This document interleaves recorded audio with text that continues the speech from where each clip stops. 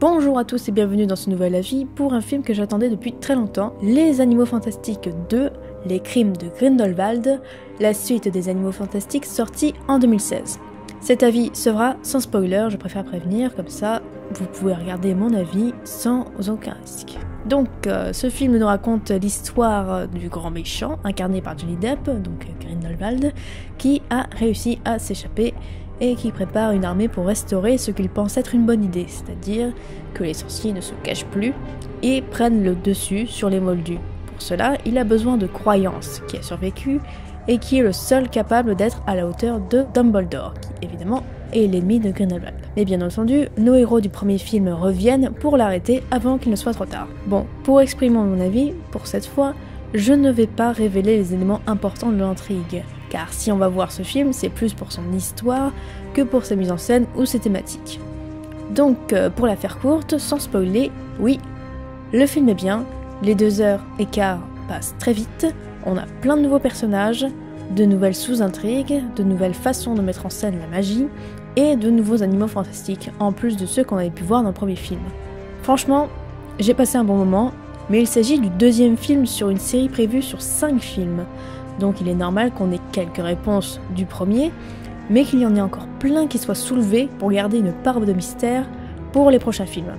Je comprends alors qu'on puisse être frustré, mais je pense sincèrement qu'il faut voir les Animaux Fantastiques comme un grand film divisé en 5 parties, et que tout prendra sens lorsqu'ils seront tous sortis. À part ça, je peux vous dire que les choix d'acteurs sont excellents, puisqu'ils apportent tous quelque chose de nouveau dans le monde des sorciers. Je pense évidemment aux nouveaux personnages, comme celui de Johnny Depp, dont le choix a fait polémique, mais il offre une prestation mémorable, avec une certaine élégance et retenue. Son design est très intéressant avec ses cheveux clairs, sa petite moustache d'époque, son teint blanc et son œil qui est franchement chelou. Jude Law offre un Dumbledore assez mis en retrait, mais on y retrouve toutes les qualités qu'on lui attribuait avec les précédents acteurs. Il est sage, pince sans rire et calme. Zoe Kravitz interprète Leta Lestrange, et c'était le personnage que j'attendais le plus, car c'était le plus mystérieux. Et je dois dire que la scène dans le cours de défense contre les forces du mal m'a particulièrement marqué. Surtout qu'on ne découvre son véritable sens que plus tard dans le film. Pour les personnages que l'on connaît déjà, c'est le sentiment amoureux qui est mis en avant, sans pour autant être explicite, et la relation Queenie et Jacob est sans doute la sous-intrigue qui m'a le plus touchée, plus que celle de Leta Lestrange. Enfin, c'est peut-être la relation Croyance et Nagini qui est la moins développée. Nagini est à peine mise en avant et c'est bien dommage.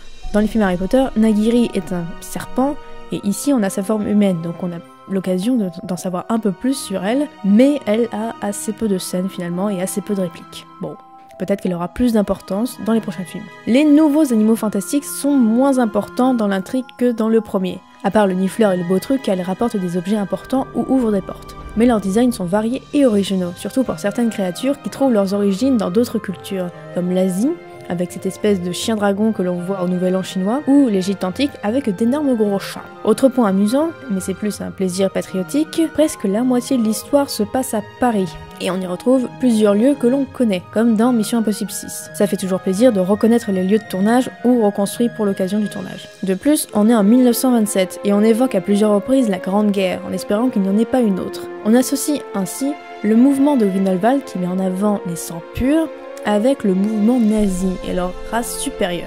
Ça donne un degré de lecture assez intéressant qui n'existait pas à ce point dans les Harry Potter.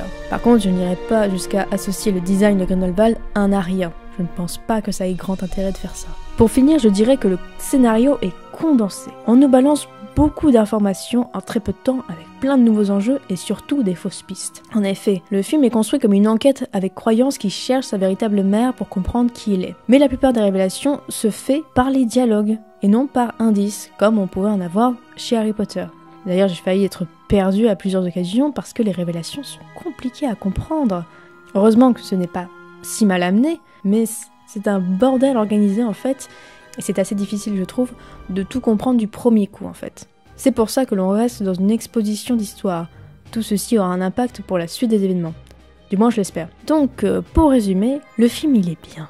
Il a beaucoup de qualité et c'est un excellent divertissement. Mais pour garder une part de mystère, il ne répond pas à toutes les attentes que les fans pouvaient avoir, ce qui est assez frustrant. Dans les Harry Potter, les films ne se terminaient pas par exemple sur des cliffhangers. Il y avait une continuité, certes, mais chaque film avait une histoire différente qui se terminait à la fin. c'est comme si dans le premier volet, on nous révélait que Harry Potter avait un parrain et qu'on ne le revoyait que dans le troisième film. Et tout ceci était en constante évolution. Entre les deux premiers volets et les deux derniers, pas du tout le même univers qui nous est présenté. De plus, on avait les livres qui précédaient les films, donc on pouvait lire l'histoire et connaître à l'avance ce qui allait se passer. Ici, on ne sait pas où ça va nous mener. Je suis en revanche très optimiste pour la suite des Animaux Fantastiques et sur la direction que veut prendre cette histoire. Je suis très confiante sur l'écriture de J.K. Rowling, qui a prouvé qu'elle était une excellente romancière, et j'espère qu'elle réussira à confirmer qu'elle est une excellente scénariste. Il y a plein de points que je n'ai pas voulu aborder, mais parce que ça relevait surtout des goûts personnels en fait, et je tiens à ne pas trop en dire non plus. Mais vous pouvez le faire dans les commentaires en prévenant si vous spoilez, car perso, moi j'ai été spoilée par des titres d'articles sur un détail, et ça m'a saoulé, donc respectez s'il vous plaît les personnes qui n'ont pas vu le film, et qui ne veulent rien savoir. Merci en tout cas d'avoir suivi cet avis jusqu'au bout, j'espère que ça vous a plu et que ça peut vous inciter à vous abonner à la chaîne, et je vous dis à bientôt pour de prochaines vidéos. Salut!